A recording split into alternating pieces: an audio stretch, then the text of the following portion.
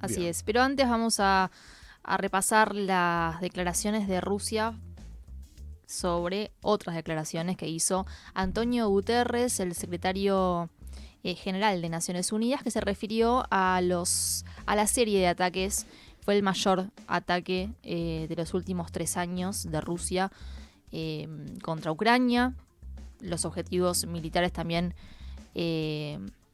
fueron atacados en Kiev, así que, bueno, obviamente cada vez que llega algún ataque a Kiev es más, ¿no? Es mayor el caudal de noticias al respecto sobre el conflicto en Ucrania. A ver, el conflicto arranca, siempre decimos en 2014, pero la operación especial rusa en 2022, febrero. Sí. Y lo que ocurrió en el último tiempo, estas últimas semanas, es un ataque con misiles hipersónicos de Rusia hacia Kiev, ¿no? Sí. ¿Por qué pasa esto? Bueno, ahora vamos a explicar bien en detalle. Tiene que ver con una cuestión, las ambigüedades de Donald Trump, un liderazgo muy volátil respecto también de Ucrania, en realidad de varios conflictos, pero en particular con la cuestión ucraniana fue cambiando mucho de opinión. No hace falta hacer un repaso, pero lo último que se sabía es que había suspendido el envío de armamento de forma temporal, por lo menos. Hay versiones muy cruzadas sobre quién tomó la decisión y por qué se tomó.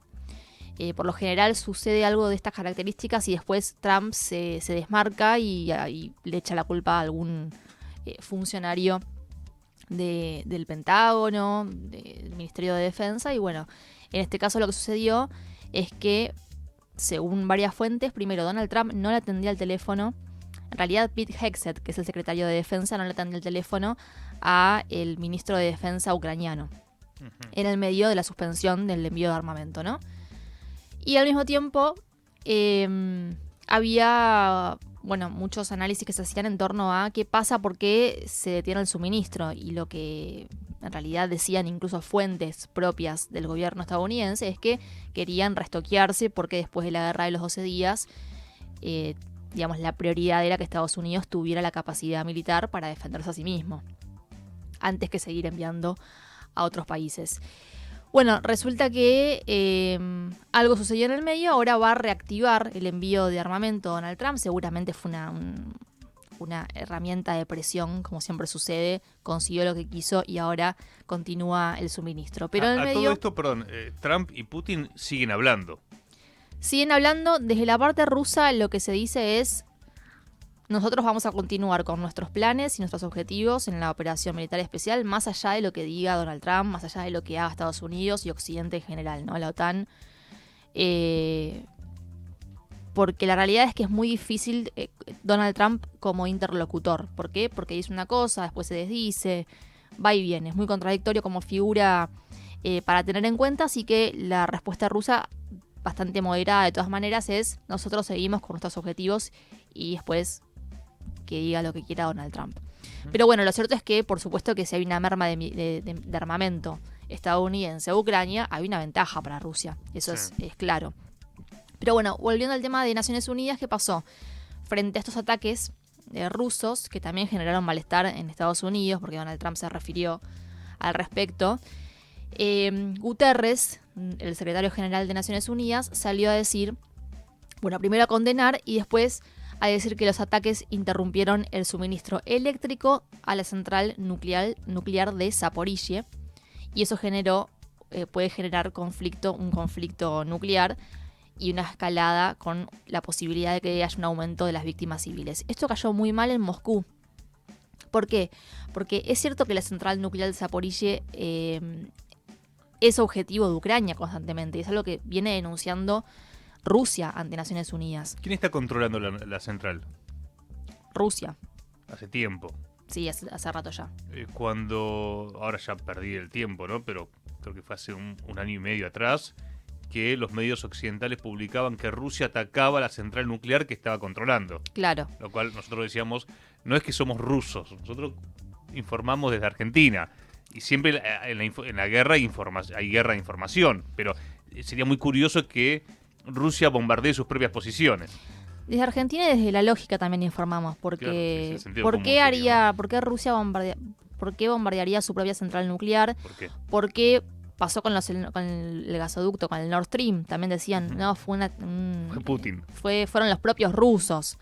Cuando era el caño que tiraba el gas para Alemania, que lo habían financiado los propios alemanes, Claro. pero que era un negocio para los rusos también. Pero bueno. Por eso, siempre cuando pasan este tipo de cosas hay que ver quiénes son los verdaderos afectados. Y en este caso lo que vemos es que si hubiera algún tipo de ataque contra la central de Zaporizhzhia, los perjudicados serían los rusos, porque mantienen el control sobre esta central, la están operando, y aparte hace mucho tiempo que vienen pidiendo a los organismos internacionales, incluida la Organización Internacional de Energía Atómica que conduce Rafael Grossi, que se encarguen de hacer inspecciones y controles para que se pueda observar el trabajo que lleva adelante Rusia para proteger la instalación y al mismo tiempo, la impunidad que tiene Ucrania para transformar a esa central nuclear en un objetivo militar. Bueno, hubo un comunicado, como te decía, desde Moscú, que decía que son palabras, las de Guterres, provocadoras, demuestran que hay parcialidad por parte de la ONU, que el secretario general estaría mostrando un apoyo casi incondicional al régimen criminal de Kiev y que elude deliberadamente las responsabilidades de las fuerzas ucranianas y sus aliados occidentales. Sí. Es absurdo, dice Rusia, pensar que nosotros tendríamos interés en perjudicar una operación segura en la central nuclear de Zaporizhzhia, teniendo en cuenta que se encuentra bajo nuestro control. La Cancillería afirmó que justamente la parte rusa la que asume la responsabilidad de garantizar la seguridad de la planta y denunció que los verdaderos responsables de los incidentes son los militantes del régimen de Kiev. Bueno, al mismo tiempo... Sí, ahí nos juega la OEA. Es lo que te decía, la OEA que también está en el ojo de la tormenta ya por el papel lamentable durante el conflicto Irán-Israel. Recordemos que está el argentino acá lo que ahí, hace Rafael Grossi. Rafael Grossi es cada tanto inspeccionar tuvo algunas visitas a esta central en particular, pero nunca hubo declaraciones concretas contra Ucrania o contra los ataques occidentales, porque en realidad decir Ucrania es reducir demasiado, es la OTAN directamente, ¿no? que está involucrada en este conflicto.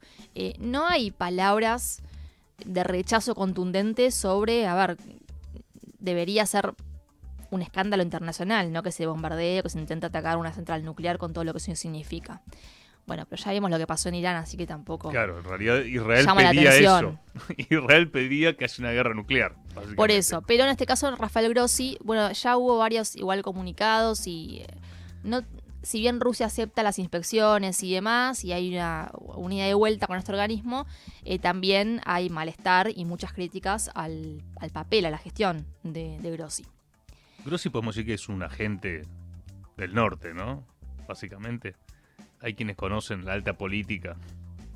Un pajarito me contó, me dijo, ¿sabés lo infiltrada que está la dirigencia argentina de los intereses del norte? Mirá, Grossi pareciera ser un ejemplo, ¿no? Y bueno, si uno analiza cómo su gestión a cargo de este organismo, sacará sus propias conclusiones. La jugada que hizo Grossi antes del ataque de Israel-Irán fue clarísima a favor del bloque de la OTAN, ¿no? Totalmente. Bueno, y en este caso también quería señalar la cuestión de la retirada de Ucrania, que tampoco generó demasiado escándalo a nivel internacional, porque anunció oficialmente que se retira de la Convención de Ottawa, que es este tratado internacional que prohíbe el uso, almacenamiento, producción y transferencia de minas antipersona, que es un tipo de armamento que es muy condenado por la comunidad internacional porque tiene un impacto indiscriminado contra la población civil, ¿no? Sí. Y aparte, digamos, terminan los conflictos y las minas quedan ahí, perduran, generando muchísimas muertes. Y bueno, hay una convención que se encarga de que haya un compromiso por parte de los estados para justamente que no sean utilizadas las minas antipersonas. ¿Qué hace Ucrania? Se retira. Lo que hace Rusia es justamente denunciar, nadie va a decir nada respecto de que Ucrania se retire, no solamente Ucrania además, en este caso Lituania, Letonia y Estonia también anunciaron que tienen la intención de retirarse de la convención, e inclusive Polonia y Finlandia, fíjate los países que estamos hablando, ¿no? ¿Podemos poner un mapita, Marcos, de Europa? Es el mapa político, ¿no? Ahí vemos todos estos, Lituania, Letonia, Estonia. Claro. Está rodeada Rusia. Claro, ese es el problema, que Rusia lo que dice es, se retiran de esta convención Y el objetivo es minar zonas a lo largo de la frontera con Rusia, ¿no? Buscando, dicen los rusos, quieren crear un nuevo telón de acero. Bueno, en este caso aparte estamos hablando de una convención internacional, digamos, de un compromiso internacional. No es Rusia la que está pidiendo, sino... ¿Cómo es el nuevo telón de acero? Un telón de acero en toda la zona fronteriza, en todo el borde fronterizo ruso. Y bueno, ahí lo que hace Moscú es señalar la doble vara. Si les parece, ahora vamos a escuchar lo que decía María Zaharova, la portavoz de la Cancillería rusa, respecto de, bueno, los crímenes, como llaman los rusos, los crímenes del régimen de Volodymyr Zelensky. ¿Para qué sirven entonces todas estas estructuras de derechos humanos si no ven cómo se lanzan ataques deliberados contra las playas de la ciudad? Como resultado, mueren personas inocentes y sufren los niños. Y esos patrocinadores occidentales que suministran armas al régimen de Kiev deben entender que son directamente responsables del terror contra los niños rusos, contra las mujeres de nuestro país, contra la población civil, y son cómplices de los crímenes de guerra del régimen de Zelensky. Ahora, la situación en Ucrania en general es compleja. Acorralado por nuestras tropas en todos los frentes, el régimen de Kiev, al ser incapaz de lograr algo en el campo de batalla, se ha hundido en ataques terroristas sin escrúpulos contra la población civil y las infraestructuras de nuestro país. Bueno, hay entonces la denuncia de Rusia, ¿no? Porque también es verdad, y nadie lo puede negar, que apuntan contra infraestructura civil, sobre todo en la zona del Donbass, estas zonas donde bueno, Rusia logra recuperar buena parte del territorio, liberar zonas que estaban bajo gobierno del régimen de Kiev. Y ahí aparte, bueno, se van... Los ucranianos huyen generando desastres, ¿no? En hospitales, escuelas, bueno, todo tipo de infraestructura civil. Y bueno, la denuncia era esa. A ver, tenemos, Marcos, el mapa, así lo repasamos. Esto, ¿cómo es? De nuevo, la telaraña de acero. El telón de acero. El telón de acero. El telón de acero. Ahí tenemos el mapa donde vemos que de norte a sur está, bueno, Finlandia, Estonia, Letonia, Lituania, Polonia. Todos esos países vendrían a tener este esquema, ahí hace el zoom, una cosa espectacular. Salvo Bielorrusia, sí, aquí está Ucrania, Lituania, Letonia, Estonia, Finlandia, sí. Polonia también estarían retirándose de la Convención de Ottawa, que regula la cuestión de las minas regula, en realidad prohíbe el uso de las minas antipersonas. En el caso de Bielorrusia, es casi la Federación Rusa, digamos, ¿no? Es la misma política, está en tándem con Putin, pero entonces la OTAN estaría proyectando en toda esa frontera. Que también se ve perjudicada a Bielorrusia, porque también está rodeada de esos países. Y el mapa que está proyectando Marcos, que es el mapa de Ucrania, que existía o existe hasta este momento, pero que ya está puesto en discusión. De hecho, si uno entra en Google Maps, va a ver que no están claras las fronteras de Ucrania. Bueno, ahí Crimea ¿no? Crimea ya es parte de Rusia, y después tenés todo el Donbass, que sería la parte este, que eso, bueno, se está redefiniendo. En algún momento se van a volver a dibujar esas fronteras. Y aparte, en los últimos días hubo un avance espectacular de las tropas rusas. Creo que fue el avance más importante en todo lo que va del año. Bueno, y también se da en un momento donde mermó, ¿no?, el envío de armamento. Pero no quiero irme sin antes comentar algunas cuestiones que dan cuenta de fisuras dentro de la propia Unión Europea y de la OTAN. Pero vamos a comenzar con la Unión Europea, porque en estos días hubo una moción de censura contra Ursula von der Leyen. Salió, de todas maneras, logró surfear la ola la presidenta de la Comisión Europea. Sí. Estuvo en el foco porque por presuntos delitos cometidos ahora estamos hablando de corrupción, con la cuestión de las vacunas durante la pandemia de COVID-19. Bueno, allí se habla de un negociado muy turbio con Pfizer en particular. ¿Te acordás que los que tenían Sputnik no podían entrar a la Unión Europea? Sí. Habían armado ese esquema. Por favor, tremendo. Antirruso. Sí, por eso hay algunos acá que no se quieren dar la Sputnik. Acá no se quieren dar la Sputnik, pero después cambió la bocha. Yo me acuerdo que cuando me la di en Avellaneda, la gente decía, ¿es Sputnik? Querían la Sputnik. No, querían la Sputnik después. Bueno, Ay, pero bien. evidentemente hubo algún chanchullo ahí que llevó, de hecho hay causas que se están desarrollando para investigar qué pasó concretamente, Ujú. pero esta moción de censura la impulsan los sectores más bien de la derecha nacionalista Bien. en Europa, ¿Son un bloque en el Parlamento Europeo? que son un bloque, pero bueno, no lograron hacer pasar esta moción de censura que fue rechazada. Sin embargo, me parece que el objetivo político era nada, señalarla a von der Leyen, ponerla y sentarla Como en el corrupta. banquillo de los acusados. Y al mismo tiempo, Víctor Orbán se refirió bueno, lo que viene denunciando hace mucho tiempo Hungría, que es una Bruselas que intenta constantemente echar leña al fuego en un momento donde digamos, cualquier chispa puede generar un incendio, ¿no? Porque en Europa vemos que se refuerza una narrativa de que en cualquier momento tenemos que estar preparados para la guerra porque se nos vienen los rusos encima, ¿no? Es aparte una retórica que refuerzan porque necesitan hacerle creer a la gente que es necesario el gasto descomunal que están haciendo en materia de defensa. Escuchemos lo que decía al respecto Víctor Orbán. Llegará un momento amargo en el que los líderes europeos, con excepción de nosotros y los eslovacos, tendrán que admitir que han seguido una estrategia equivocada y que por eso han sido derrotados en esta guerra. Así que creo que la Unión Europea ya ha perdido esta guerra.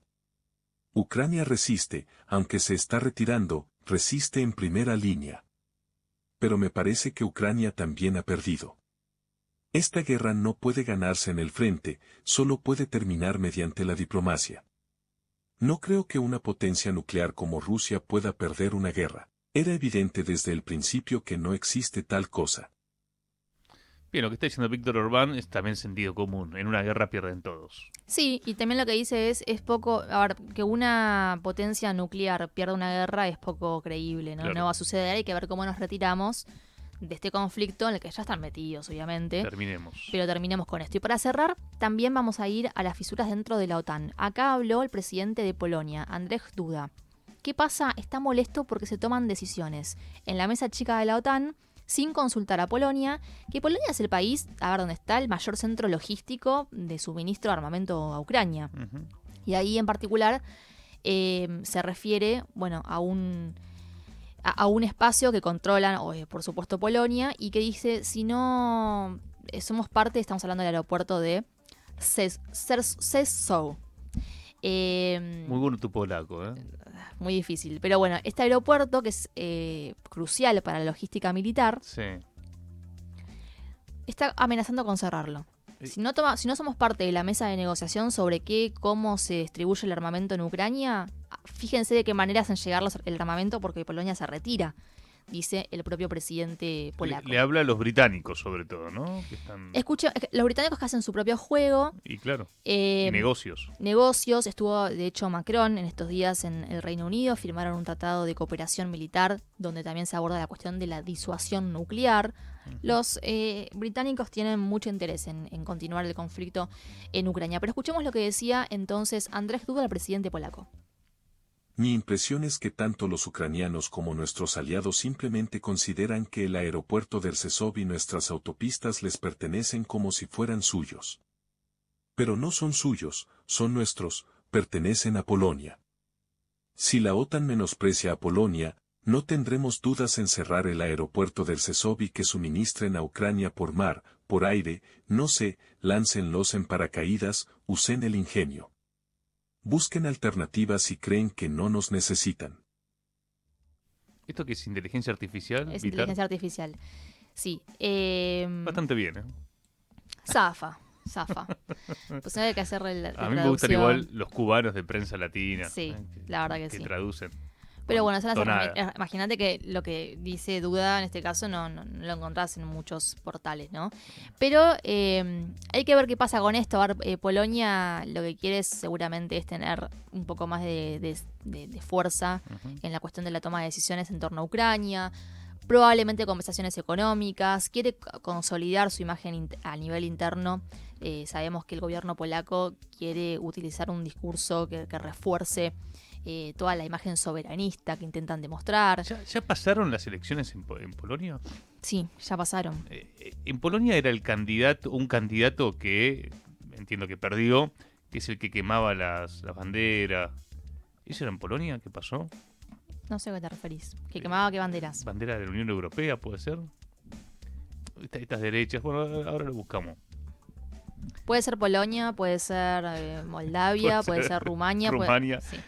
Porque son derechas que vienen creciendo, aparte. Sí. En el caso de Polonia, además, acá lo que buscan es, quieren garantías de seguridad adicionales. Lo que está diciendo Polonia es necesitamos también reforzar nuestra propia seguridad, porque si somos un centro logístico para suministrar armamento a Ucrania, bueno, también estamos un poco en el foco. Por supuesto que nadie va a atacar a Polonia siendo miembro de la OTAN, en este caso, pero en un momento donde Polonia es uno de los países además que mayor gasto tiene en defensa, hace rato que viene pidiendo que los demás miembros de la OTAN aumenten el gasto. Es como el caso ejemplar de miembro de la OTAN y lo que dice es, bueno, medio que nos están despreciando.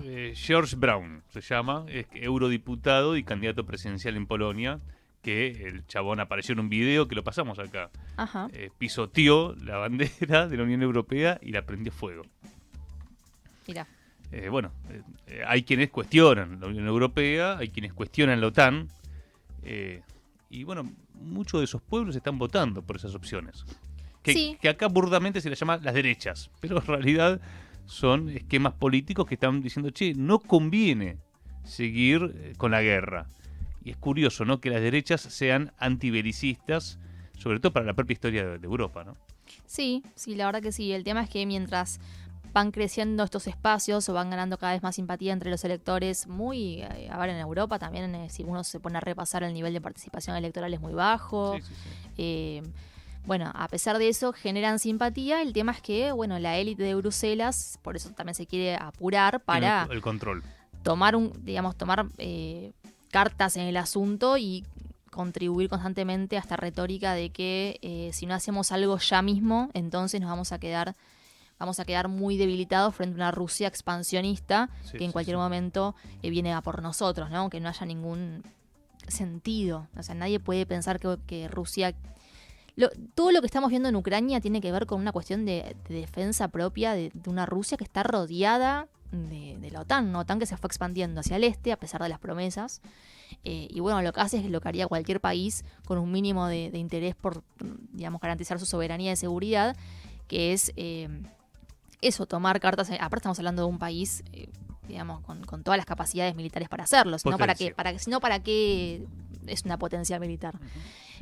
Cuando no se puede a través de la diplomacia, porque se intentó, hubo un camino, digamos, muy sinuoso, pero compromisos que no se cumplieron, los acuerdos de Minsk y demás, líneas rojas que se pasaron constantemente, advertencias, no se llegó nunca a comprender la postura de Rusia y por eso estamos en este momento tan complejo. Pero Europa, lejos de querer buscar una solución negociada, lo que hace es echar leña al fuego y tratar de quedar como un bloque que está asegurando su defensa y supervivencia frente a una Rusia todopoderosa. Hoy es viernes 11 de julio, la temperatura actual en la ciudad y conurbanos de 11 grados 3 y la máxima de 16. Está muy